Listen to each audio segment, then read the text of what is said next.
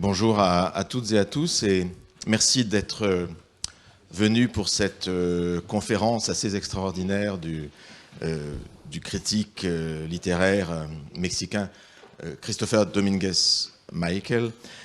Jorge Luis Borges, dit quelque part que les vrais lecteurs et les vrais critiques littéraires sont plus rares que les auteurs et plus rares que les écrivains, et en tout cas beaucoup plus précieux.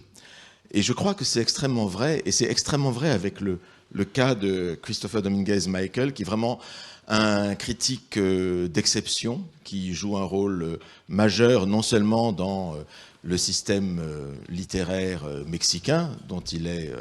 on peut peut-être refermer la porte, merci.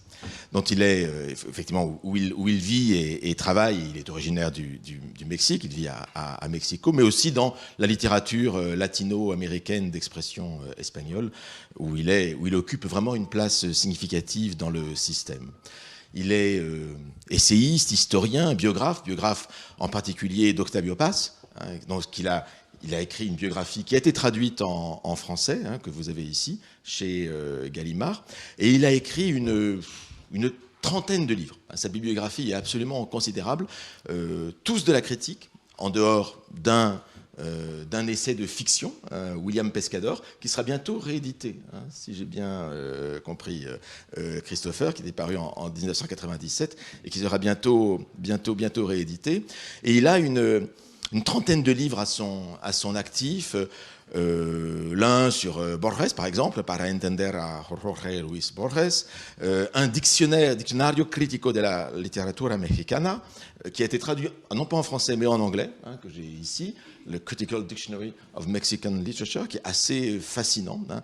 Et là, ce sont des vrais auteurs mexicains, hein, qui sont dedans, et non pas comme dans le livre de Roberto Bolaño, de faux auteurs nazis d'Amérique latine. Il y a donc cette biographie d'Octavio Paz.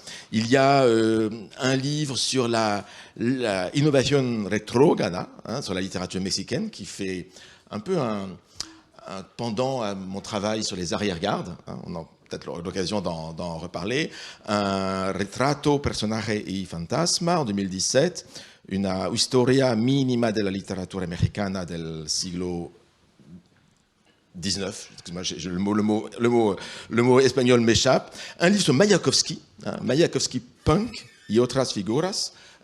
Donc c'est assez incroyable, hein, le champ de travail de Christopher Domínguez Miquel est assez étonnant, hein, et un livre aussi sur la critique, El Crítico sin estatua, le critique sans statut. Les livres de Christopher Domínguez Miquel ont été traduits dans diverses langues, en anglais, en français, vous l'avez vu, en portugais, en italien, en chinois. Il a reçu de nombreuses bourses américaines, Guggenheim, Tinker, O'Gorman. Il a été professeur invité à la Sorbonne, ainsi qu'aux universités de Chicago et de New York.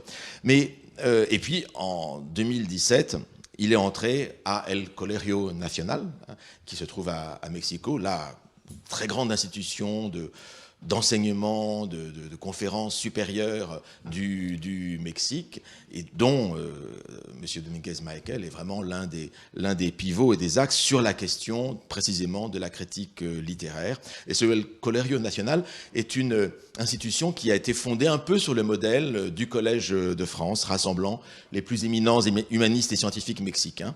Et ce Colegio Nacional publie aussi actuellement les essais réunis de Christopher Domínguez Miquel. Parce qu'en fait, une chose que je vais oublier de vous dire, ou que j'ai plutôt réservé pour la fin de cette présentation, c'est qu'en fait, l'œuvre essentielle en dehors des livres de Christopher Domínguez Miquel, c'est en fait une œuvre de critique au jour le jour, de critique dans la presse, de critique dans les journaux. Il a commencé sa carrière, Christopher Domínguez Miquel, en travaillant avec Octavio Paz à la revue Vuelta. Et c'est ainsi que Christopher Domínguez Miquel est entré dans la carrière littéraire. C'est une discussion que nous avons eue hier. J'ai révélé un secret, mais vous m'avez dit que vous n'avez jamais fait d'études.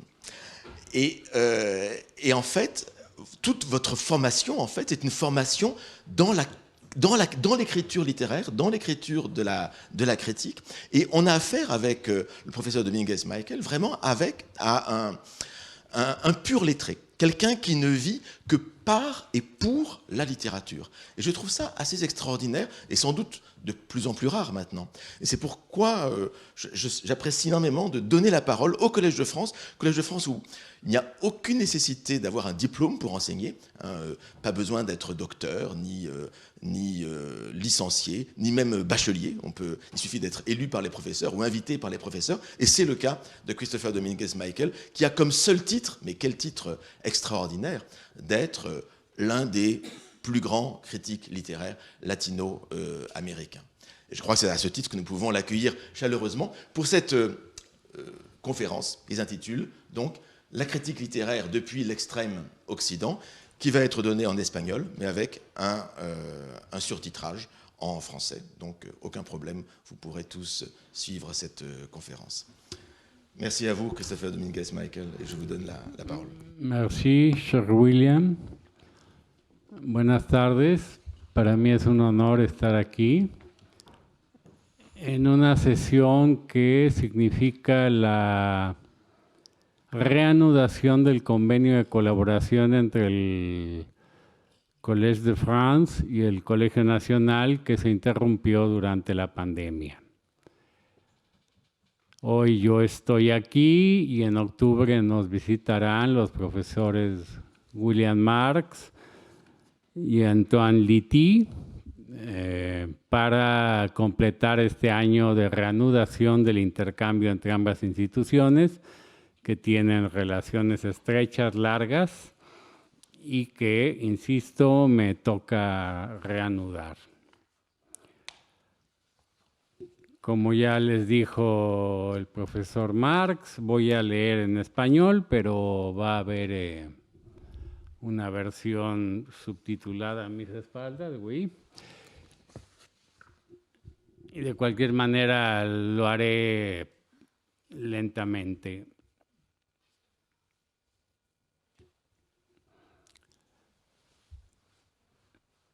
Antes de empezar, quiero decir que para mí ha sido muy emocionante entrar en contacto precisamente con William Marx. En las últimas semanas he leído buena parte de su obra y lo único que puedo decir es que hace mucho tiempo que no encontraba yo un crítico literario de mi generación que tuviera tanto amor por la literatura. Entonces me siento doblemente halagado de estar aquí y de que haya sido William Marx quien haya aceptado recibirme y a quien yo recibiré en México el próximo mes de octubre. Voy a comenzar. La crítica literaria desde el extremo occidente. Hablar del ejercicio de la crítica literaria desde América Latina me obliga a comenzar desde el principio sirviéndome de la literatura comparada y de la historia de la modernidad temprana, remontándome a cuando América, entre comillas, fue inventada, como lo dijese el historiador mexicano Edmundo O'Gorman. Es necesario recordar fechas y acontecimientos porque, dados por obvios, al olvidarse, imponen tergiversaciones bochornosas y persistentes, porque es desesperante vivir en tiempos donde la actitud eurocentrista, condescendiente y hasta racista hacia aquel que alguna vez fue el Nuevo Mundo, no solo no se ha extinguido, reaparece con ropajes distintos, progresistas o decolonialistas, pero cuyo modelo sigue siendo el buen salvaje, ese antiguo amigo imaginario de la conciencia occidental. Me permito así algunas acotaciones históricas antes de entrar en materia. Si la unión dinástica de Castilla y Aragón se remonta a 1469 por el matrimonio de sus reyes y es fechado allí el nacimiento del Reino de España, menos de un siglo después, en 1535, llegó a lo que hoy es México Antonio de Mendoza, su primer virrey, dando comienzo a la Nueva España, que nunca fue una colonia en el sentido anglosajón, sin un virreinato hispánico, al grado de que su primera independencia ocurrió en 1808, cuando el virrey José de Iturrigaray pretendió, estando secuestrado el legítimo rey de España por Napoleón Bonaparte, resguardar soberanamente en ultramar el trono borbónico. El reino madre y su hija virreinal eran parte de un imperio europeo católico multinacional, cuya cabeza, el emperador Carlos V, reinó sin saber gran cosa de castellano hasta su abdicación en 1556, como tampoco lo hablaban, el castellano, algunos de los primeros misioneros que llegados al nuevo dominio imperial evangelizaban pasando a menudo del latín y del flamenco al náhuatl.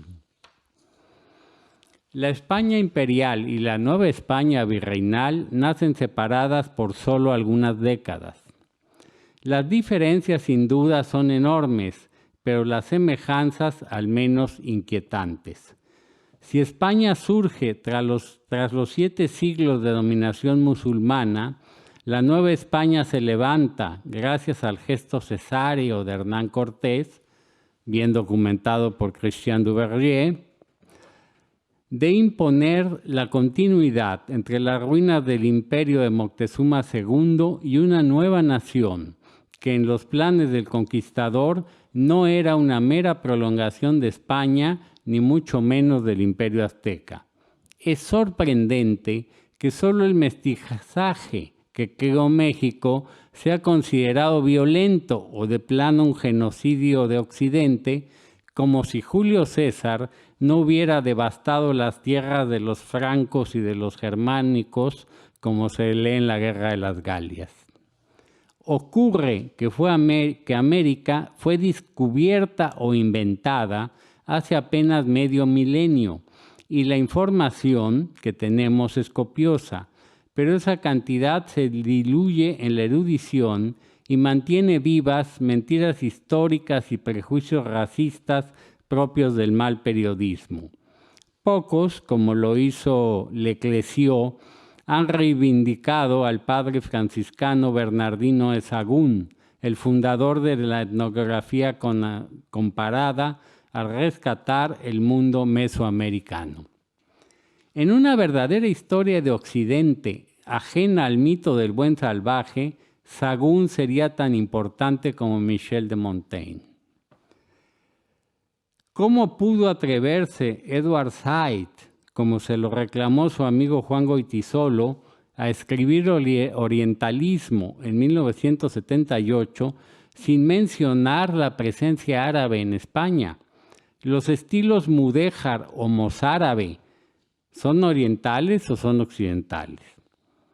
Por fortuna, el sabio Emilio García Gómez explicó el origen árabe de la poesía ibérica. Mientras que un Jenofonte entre Atenas, Esparta y los persas habrá sido orientalista u occidentalista, no lo sabemos. ¿Cómo explicarle a un mesero mexicano que pasa la mitad del año trabajando en la Tercera Avenida de Nueva York y la otra viviendo de sus ahorros en algún municipio de Puebla, que él no es occidental o que lo es defectuosamente? Insisto en la conversión de grado o de fuerza de los indios al catolicismo a lo largo del siglo XVI. Ninguna conversión es pacífica. No lo fue la romanización y luego el bautismo de los pueblos bárbaros en Europa. Pero el culto a la Virgen de Guadalupe desde 1531 es una prueba de aquella conquista espiritual de la que hablaba Robert Ricard, fue efectiva y perdurable. No hubo, al menos en Mesoamérica, rebeliones de gran impacto durante el virreinato que reclamasen el regreso de los antiguos dioses. Estos sobrevivieron como penates, amestizándose con el catolicismo, que es la rama del árbol cristiano más frondosa en cuanto a mestizaje. Toda religión es por definición sincrética y el catolicismo mexicano es, en buena medida, una mariolatría. Se adora a Jesucristo por ser hijo de la Virgen María, porque ella intercede, entre comillas, en su aparición guadalupana por los pecadores y por los infortunados. No olvido que ese tipo nacional de catolicismo nació como resultado de una catástrofe epidemiológica inédita en la historia y desde luego no prevista ni deseada por los españoles, ávidos de convertir almas para compensar las pérdidas espirituales por la Reforma en Europa. La República Mexicana fue decretada en 1821 como resultado de la desintegración del Imperio Español en América, pero se forjó cultural y religiosamente durante los 3 siglos virreinales. Mucho de lo que actualmente se conoce como cultura indígena nació en aquellos años, de la misma manera que los usos y costumbres, como se les dice en México, de los llamados pueblos originales son de origen virreinal. Quizás tan sorprendido ante las danzas disque aztecas que se practican hoy en el Zócalo de la Ciudad de México, estaría un súbdito de Axayácatl en el siglo XV que una turista canadiense en el siglo XXI. México fue república medio siglo antes de las unidades nacionales de Alemania e Italia, que ocurrieron en 1871, e inclusive las leyes de reforma que separaron a la Iglesia del Estado en México las impuso el presidente Benito Juárez medio siglo antes que en Francia. Estos datos históricos los pongo sobre la mesa para respaldar a una literatura escrita desde hace medio milenio en una lengua romance, como lo es el español, pues las literaturas indígenas contemporáneas son el resultado de un trabajo de laboratorio lingüístico y de taller literario, muy respetable, pero del siglo XX. La literatura mexicana, si acaso representa, como dijese nuestro primer crítico literario Jorge Cuesta, 1903-1942, una herejía en relación a la tradición castiza, pero no una apostasía. Las literaturas en español de América Latina fueron y son literaturas de origen europeo, tan en diálogo con España como el inglés de los Estados Unidos lo estuvo con el de Gran Bretaña, en los tiempos aún vacilantes de Mark Twain, cuando un yanqui en la corte del rey Arturo era un singular atrevimiento novelesco. Nuestras grandes diferencias son más históricas que idiomáticas, ni siquiera resultan ser propiamente existenciales, porque un Jorge Cuesta en París en 1928 se sentía tan desamparado y ansioso como un bostoniano haciendo la Europa en alguna novela de Henry James o como Dostoyevsky décadas antes en Baden-Baden. Por ello, pensadores y poetas como Arturo Uslar Pietri y Octavio Paz han hablado de América Latina como del extremo occidente. Ello inclusive explica el carácter cosmopolita, no nacionalista, de buena parte de las letras mexicanas. Estar cerca y estar lejos, en el ombligo del mundo, como dirían los antiguos mexicanos, sujeta a la nación a los vientos del oriente y del occidente en una zona de tránsito y en la frontera y entre el norte y el sur. No olvidemos que por la Nueva España pasaba de ida y vuelta el galeón de Manila o la nao de China, y que hasta la fecha es polémica etimológica si la palabra guarache, que designa a la sandalia típicamente mexicana, viene del purépecha o del japonés.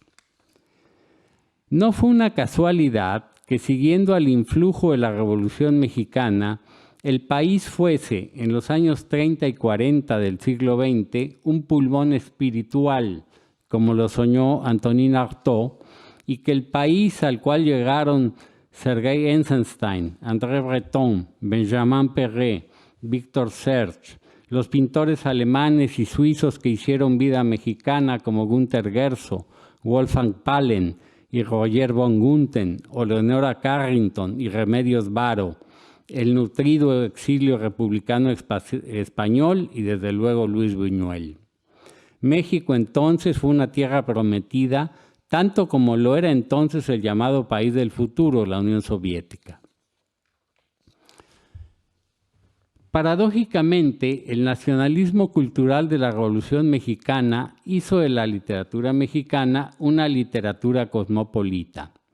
La figura de José Vasconcelos, 1882-1959, primer rector de la Universidad Nacional y luego fundador de la Secretaría de Educación Pública, estudiado entre los mexicanistas franceses por Claude Fell, fue decisiva.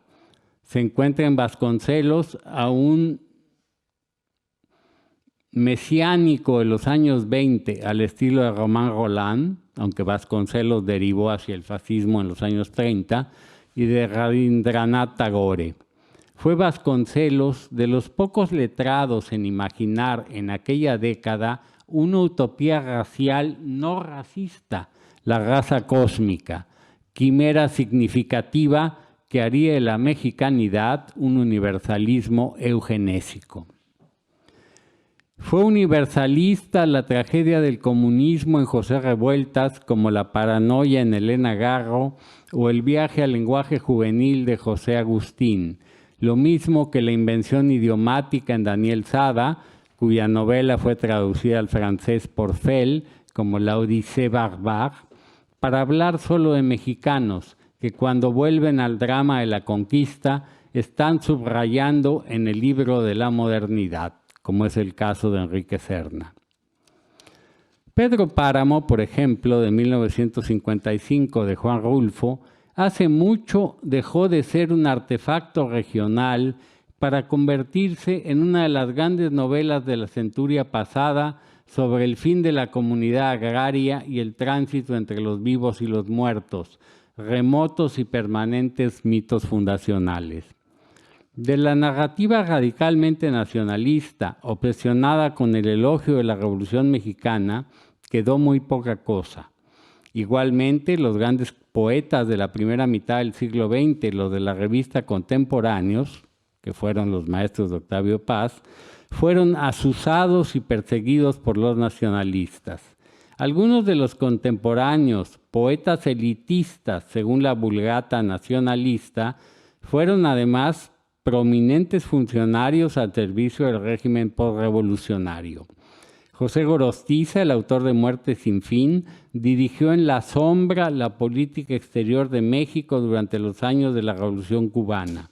Y Jaime Torres Bodet fue el segundo director internacional y general de la UNESCO entre 1948 y 1952, cuya labor aplaudió Alain Finkielkraut. Carlos Granés, que es un colombiano que vive en Madrid, nuestro principal crítico cultural, dice en El rugido de nuestro tiempo de 2025 que la soledad, entre comillas, que aparecía en los títulos de las obras de Bartolomé Mitre, Soledad de 1847, Paz, el célebre Laberinto de la Soledad de 1950, y Gabriel García Márquez, nada menos que 100 años de soledad en 1967, desapareció en buena medida. Esa soledad se fue esfumando gracias a la oda modernista de Rubén Darío hacia 1900 y debido al boom latinoamericano que estalla en 1967 y cuyos efectos se prolongan hasta el nuevo siglo, cuando surge un tipo de escritor cosmopolita en la figura de Roberto Bolaño, 1953,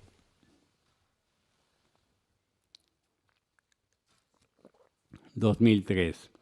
Esa soledad pasó a ser promiscuidad, finalmente, debido a un fenómeno político que escapa a nuestro tema, América entera en el siglo XXI es exitosa importadora de populismos de extrema derecha y de extrema izquierda. De Donald Trump al matrimonio Ortega, esos horrores venden bien en Europa. Para nosotros, desde el extremo occidente, la furia ultraidentitaria conocida como wokismo no es nueva.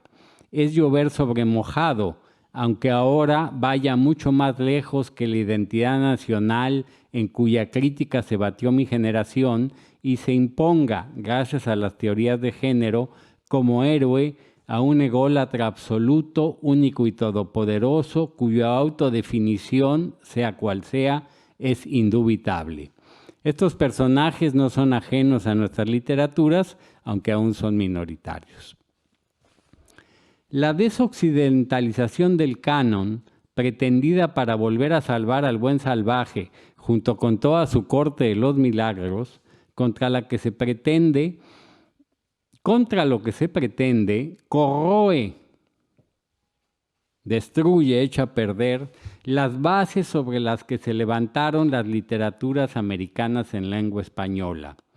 Sor Juana Inés de la Cruz, de esas mujeres que se batieron logrando la gloria por hacer literatura cuando su sexo se los impedía, como recuerda William Marx en Vie de Lettré, es la última gran poeta barroca de aquel barroquismo que mi maestro informal, Marc Fumaroli, lo deleitaba, a mi maestro informal, Marc Fumaroli, lo deleitaba frente a las catedrales de Puebla y Oaxaca, llamándolo el genio del mestizaje. Sin el aroma del náhuatl que nimbaba su poesía, Sor Juana Inés de la Cruz hubiera sido, y quizás solamente, otra poeta de corte. Los académicos en Duke o en Yale no han sido capaces de explicar por qué la literatura estadounidense, inclusive la del siglo XIX, no es neocolonial, y la latinoamericana será en cambio neocolonial hasta el final de los tiempos. El siglo XVIII, dijo José Ortega y Gasset, quien, como lo lamentó Vargas Llosa, de haber sido francés tendría la importancia acaso de Jean-Paul Sartre, fue el menos español de los siglos, el siglo XVIII, y de la ilustración insuficiente también llamado. Mientras nuestra literatura decimonónica, salvo excepciones como el Facundo de Sarmiento, los sertones de Euclides da Cunha, fue lamentable hasta la aparición de Darío. ¿Por qué? Porque aquella literatura no era colonial, pero sí huérfana y colonizada, una imitación romántica de otra imitación romántica, la que se ejercía desde España. A partir de nuestro modernismo, que salvo en el Brasil equivale, grosso modo, al simbolismo decadentismo europeo y no a las vanguardias como en la anglósfera, las letras latinoamericanas se asocian indisolublemente con la poesía por delante a la literatura francesa. Si se abandona la imitación extralógica, concepto que aún atormentó a Octavio Paz en El laberinto de la soledad y al brasileño Sergio Buarque de Holanda, entre varios latinoamericanos, Darío es tan importante como Paul Verlaine. Uno es el hijo y otro es el padre, desde luego, en la misma medida en que García Márquez es el padre de Salman Rushdie y de sus versos satánicos. La imitación extralógica, teorizada por el sociólogo francés Gabriel Tarde, invocaba una visión positivista y sincrónica de la historia cultural.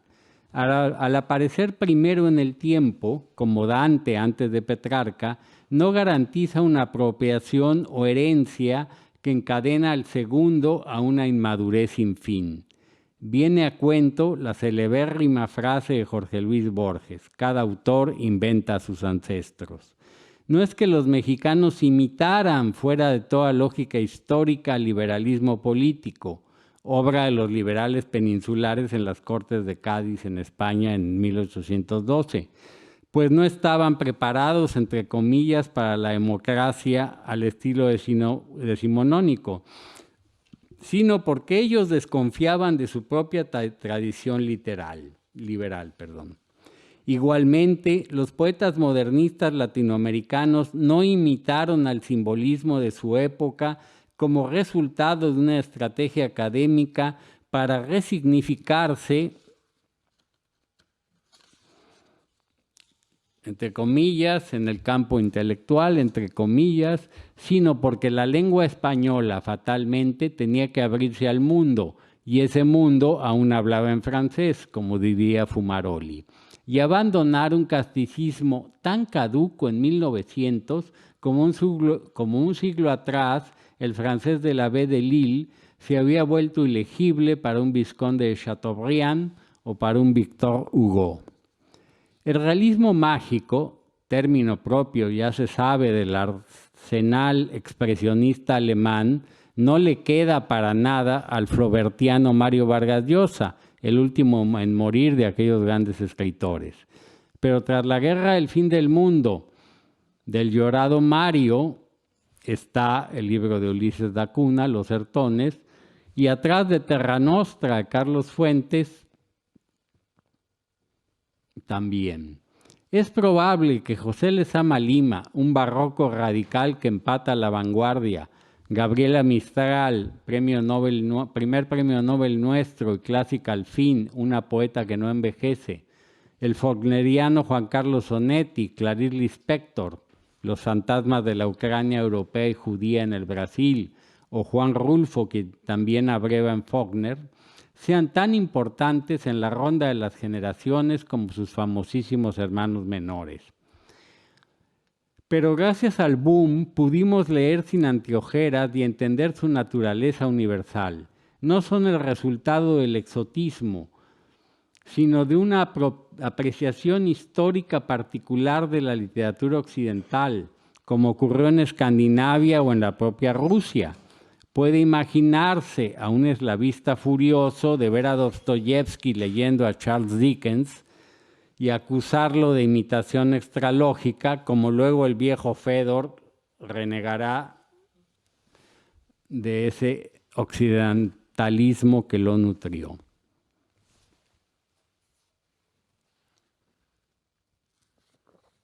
No es que la literatura latinoamericana no sufra beligerantes embestidas nacionalistas de cuando en cuando, y todos sabemos en esta sala que la universalidad francesa incluye a sus enemigos, a veces los Maurice Barré, a veces los Anatole France. Ello forma parte de la guerra de las escuelas, sin la cual la literatura está muerta, como dijese Cyril Connolly, quien en un gesto de humildad que no tuvo Harold Bloom, canonizó solo en las lenguas que leía con fluidez, el inglés y el francés. Siempre que surge un afrancesado, como lo fue Julio Cortázar, aparece un indigenista para rebatirlo, como en esa circunstancia lo fue el novelista peruano José María Arguedas. Y no solo los criollistas argentinos, entre los que creció Borges, soñaron con un idioma argentino, sino también Mencken, el gran crítico de Baltimore, apostó porque el inglés hablado y escrito de los Estados Unidos rompería, tarde o temprano, con el de Gran Bretaña. Esa cesura profunda no ocurrió en ninguno de los dos casos. Si políticamente la globalización está en sus horas más bajas gracias a los populismos, la República Mundial de las Letras, como diría la afinada Pascal Casanova, persiste y la riqueza en hablantes y lectores de la cual se beneficia el español es a la vez una garantía de sobrevivencia y un llamado a la mesura. Un crítico de Buenos Aires, de Lima, de Nueva York, de Valencia o de la Ciudad de México, para no hablar de portugueses y brasileños que se cuecen aparte, no puede aspirar a un conocimiento general de una literatura tan vasta y diversa. Pese a ello, me opongo desde hace décadas a sostener la noción decimonónica de literatura nacional, obsesión periódica de los nacionalistas, porque la fluidez de la información literaria rebasa actualmente esa antiguaya. Curiosamente, los monopolios internacionales de la edición abonan el provincianismo. Las franquicias españolas establecidas en América Latina impiden la circulación de un país a otro de las novelas locales. Los libros españoles o con pie de imprenta en España, que no siempre son los mejores, gozan en cambio de patente de corso. Bolaño, Roberto Bolaño, fue la última gran figura internacional de la literatura latinoamericana y, en mi opinión, no cerró el boom. Ello ocurrió simbólicamente y sobre todo en su capítulo francés con la muerte de Vargas Llosa el año pasado, como lo dijera Gustavo Guerrero. Sino que Bolaño abrió un siglo XXI que aún es temprano para calificar. En el arcón de Bolaño, que ha resultado casi tan abundante en literatura póstuma como el de Fernando Pessoa, no hay relatos de origen como los que eran propios de García Márquez o de Fuentes. Sus personajes, sean poetas malditos o críticos literarios, transitan con libertad y sin delirios nacionalistas por una literatura mundial cuyo telón de fondo es sombrío y sangriento. Desde la Segunda Guerra Mundial, pues en la retaguardia, en América Latina, hubo un nazismo fervoroso por anglofobia y por antiyanquismo. Y Bolaño va hasta el México de los crímenes impunes, primero contra las mujeres y ahora contra más de 100,000 desaparecidos por el narcotráfico terrorista. Esta masacre fue profetizada, por cierto, por Roberto Bolaño en su novela 2066 en 2004. Gajes del oficio. Mencionar algunos nombres siempre agrada cuando quien está hablando es un crítico literario. La nueva novela de la narcoviolencia latinoamericana tuvo que aprender a desprenderse de la profusión periodística en las redes y volver, como lo hace Fernanda Melchor en Temporada de Huracanes, a la coartada de la magia negra, mientras que en los cuentos de la argentina Mariana Enríquez nace un nuevo gótico de estirpe byroniana donde la violencia doméstica contra las mujeres se asocia con los tópicos más linajudos del género del terror, reivindicando a su vez el feminismo clásico. A los relatos de origen se suman los recuentos del desastre, como en el caso del cubano José Antonio Ponte o del venezolano Rodrigo Blanco Calderón.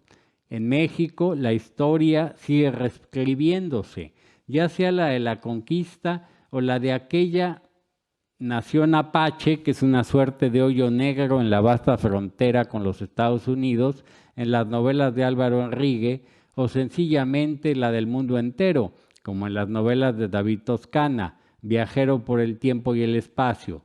Su narrativa se asemeja a Time Bandits de Terry Gilliam. Algunos, como Luis Zapata, al fundar la literatura gay contemporánea en México, se sirvieron de la antigua picaresca española, como en El vampiro de la colonia Roma. Y pensando en la poesía, ¿acaso el último postestructuralista se encuentra en el Perú, en el poeta Mario Montalbetti, quien en notas para un seminario sobre Foucault de 2018, quizá está cerrando en las antípodas un ciclo de medio siglo en el pensamiento occidental? Ello inclusive tampoco es nuevo. La poesía de David Huerta y de Coral Bracho, mexicanos, fue un diálogo en buena medida con el Antiedipo de Gilles Deleuze y Félix Guattari. Tampoco carecemos de ensayistas, biógrafos y críticos literarios de primer nivel, como Gabriel Said, que tiene 90 y tantos años a la cabeza, un anarquista cristiano, por llamarlo de alguna manera, situado a mitad de camino entre Manuel Munier e Iván Illich. También figuran Ernesto Hernández Busto, Wilfrido Corral, Malva Flores, los jóvenes de la revista Criticismo de México, Granés mismo, el brasileño Joao César de Castro Rocha, Damián Tabarovsky en la Argentina o Álvaro Bizama desde Chile, entre varios. Junto a los géneros híbridos, son los editores los que venden la difuminación, que no nació ayer, de las fronteras entre la novela y el ensayo como novedad absoluta, y frente a la fraudulenta autoficción, ¿qué otra cosa hicieron Marcel Proust o Henry Miller que autoficción? La literatura latinoamericana prosigue su camino plural, pues hace buen rato logró ese lugar en la mesa de las letras occidentales que en su día pidió Alfonso Reyes. Y a veces, desde luego, las sobremesas entre clásicos y comerciales son aburridas, como diría Edmund Wilson. Como no creo en la decadencia ni en la otredad, no considero que la literatura latinoamericana padezca de lo primero, ni siga vendiendo lo segundo. Ya no está de moda y es natural que así sea.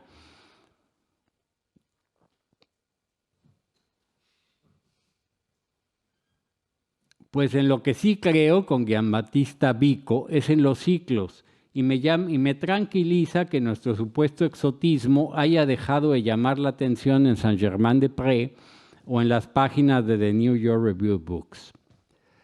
Escasamente he frecuentado los departamentos de español en los Estados Unidos ni sus réplicas mexicanas, porque soy, para bien y para mal, de los pocos críticos en ejercicio que no pasaron por la academia, así que sus reyertas y descubrimientos me irritan, acaso por ignorancia.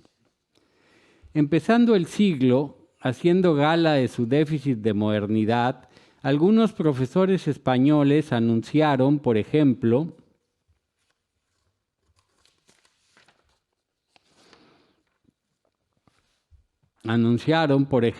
la buena nueva de que la digitalización planetaria vendría acompañada de una poesía. Bueno, ya pasó un cuarto de siglo y seguimos esperando. La poesía, en tanto, sigue siendo de mano en mano la misma, venturosamente ajena al mercado, usando cualquier plataforma, siempre y cuando se admita que el verdadero milagro, el que nos reúne hoy aquí esta tarde, es la letra escrita. Pero esa normalización, entre comillas, de nuestra literatura, aunque permita el doble trabajo de la crítica, su naturaleza conservadora, sí, conservar la tradición, y la cautela de su temperamento hacia las novedades, que frecuentemente son antiguas, no debe impedirnos sacar provecho de nuestra real o supuesta excepcionalidad. La época es mala como todas las épocas, diría Borges. Por citarlo, una joven autora, y no me fue tan mal para cómo están las cosas, hace poco me llamó baby boomer. Y las cuitas del crítico en América Latina no son tan distintas a las de quien ejerce en Bucarest o en Sydney. Extinción de la prensa escrita dedicada a la literatura y su crítica, habiendo resultado falso que la infinitud del ciberespacio supliría esa ausencia. Soy editor de la revista Letras Libres y no conozco ningún autor joven o viejo que ansíe ser arrojado con sus 20 cuartillas o 600 palabras que nadie leerá a las tinieblas exteriores de la red. Prefieren verse impresos todos.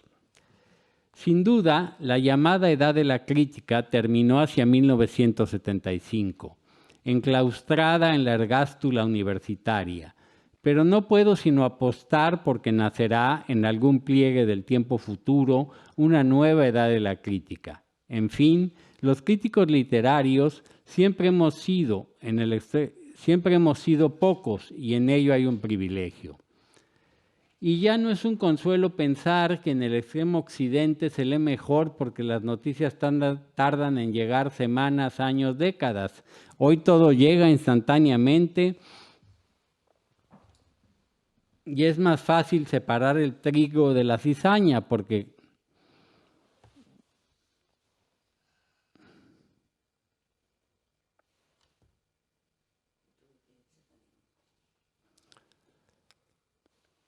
hoy todo llega instantáneamente y es más fácil separar el trigo de la cizaña, pero como los críticos importamos poco, hay tiempo.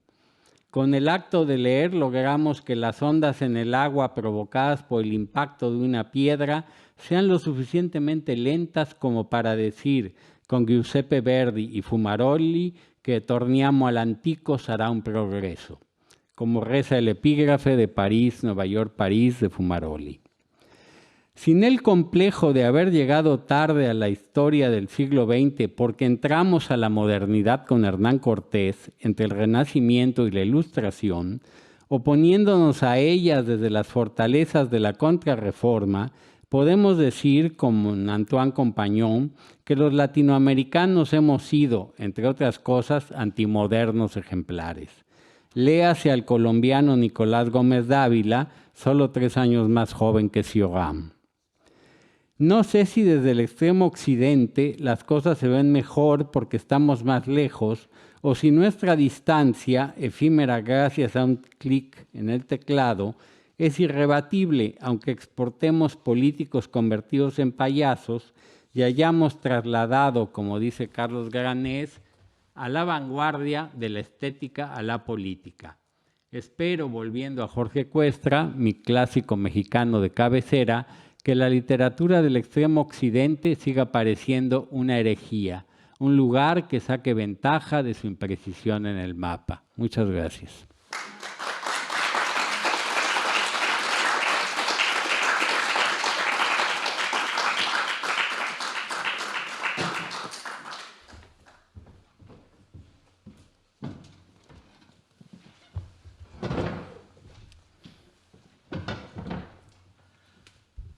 Merci infiniment, cher Christopher, pour cette merveilleuse conférence.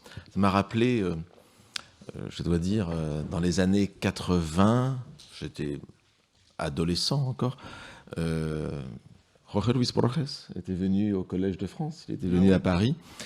Et je n'habitais pas à Paris, mais je n'ai pas pu suivre sur place les conférences, mais elles avaient été filmées, diffusées à la radio, puis enregistrées, on envoyait des extraits.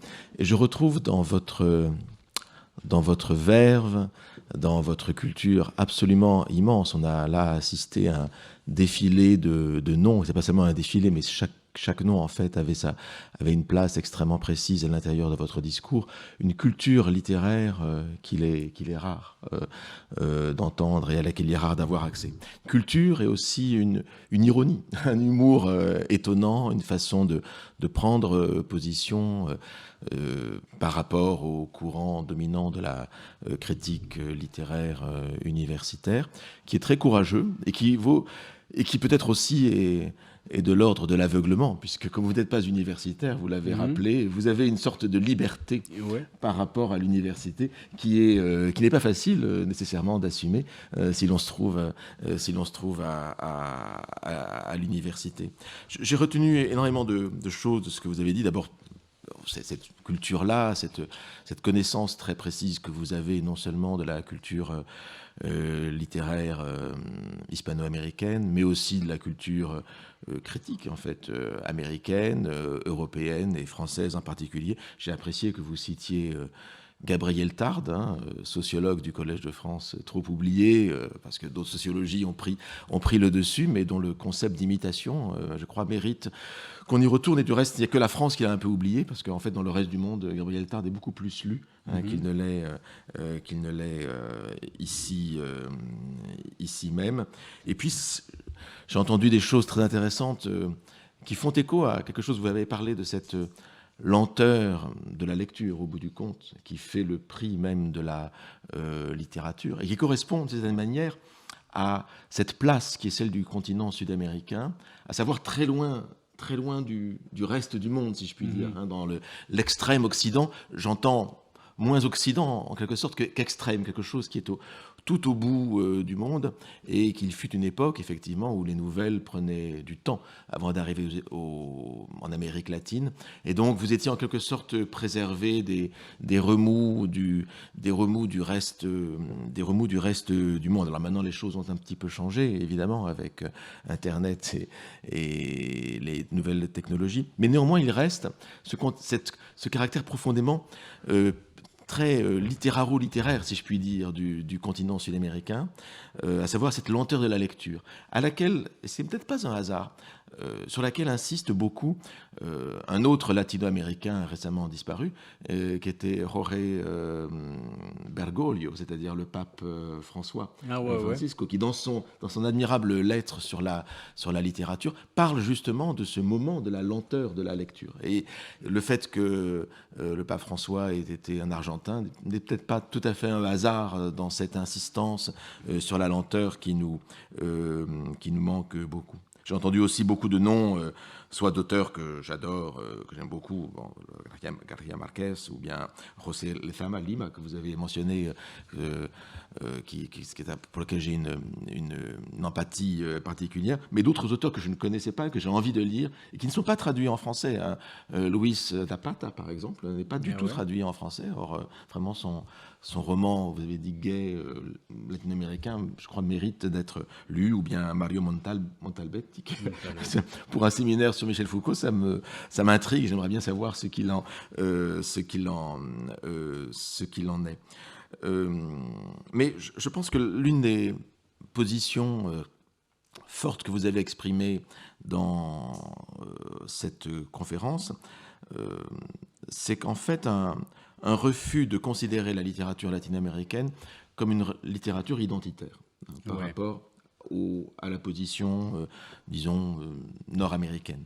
Au contraire, il y a un refus de l'identité close parce que précisément, et c'est votre position que je trouve très intéressante, en fait, la littérature latino-américaine, et vous ne parlez pas seulement du Mexique, mais quand même, bien sûr, de la littérature mexicaine, mais aussi du reste de cette littérature, c'est une littérature qui a réussi un métissage dès l'origine, au bout du compte. Et que donc, en fait, on n'est pas du tout dans cette littérature qui mériterait le nom de coloniale, qui est cette littérature nord-américaine, qui est vraiment une littérature blanche, en quelque sorte, qui a été construite comme telle, et c'est tardivement que d'autres ethnies sont arrivées à l'écriture en anglais, dans l'Amérique du Nord. Mais au contraire, c'est une littérature qui est très, très tôt en Amérique du Sud, a été une littérature métissée.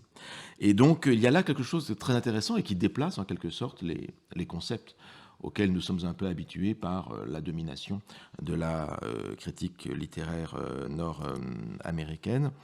Et c'est peut-être... je vais évidemment céder là. Il y a beaucoup de gens, il y a le public qui est là, il y a beaucoup de spécialistes de littérature latino-américaine qui sont ici et ils auront la parole, mais c'est peut-être là-dessus que je voudrais vous entendre, effectivement, sur la question de ce métissage réussi, de cette absence d'identité close dans la littérature latino-américaine, et aussi ce que vous avez dit, et ça m'a intrigué, on a parlé hier, mais j'aimerais que vous le répétiez peut-être aujourd'hui, sur cette... Finalement, vous récusez l'idée qu'il y aurait en Amérique latine des littératures nationales. Et qu'en fait, c'est plutôt le système commercial espagnol en particulier qui, pour des raisons commerciales et de limitation des marchés, impose des frontières. Est-ce que vous pouvez un peu revenir là-dessus, en français ou même en espagnol à la limite? Il n'y aura pas de traduction, mais c'est comme vous voulez. En français, si vous pouvez, ce serait mieux. Merci bien. Oui, le marché est important pour l'écrivain. Sauf les poètes, je ne connais pas un écrivain qui n'a pas besoin d'argent, de publicité. Et je peux donner un exemple.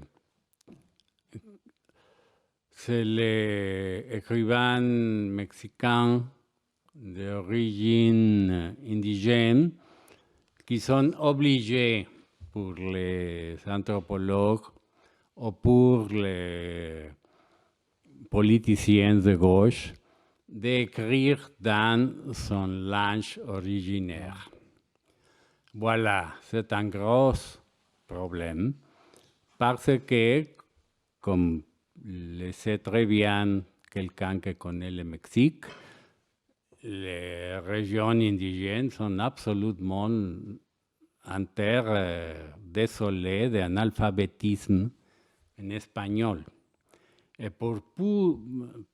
parce que pour un écrivain qui écrit en zapoteca ou en tzotzil ou en tzetzal le chemin qu'il doit marcher pour aller à l'édition est aller à Princeton ou à Stanford étudier la translittération, gagner un traducteur del Quetzal al espagnol, et une histoire infinite. Alors, la besoin d'expression de l'écrivain est immédiate. Il a la besoin de un marché ouvert, surtout pour les autres pays de la langue espagnole. Aujourd'hui, c'est facile pour l'Internet. Tous nous pouvons décharger un PDF et lire quelque chose. Mais le livre imprès, c'est le livre imprès. Et si j'ai reçu la nouvelle d'un roman colombien, édité pour ma maison éditoriale, ma maison d'édition, c'est impossible. Il ne sait pas.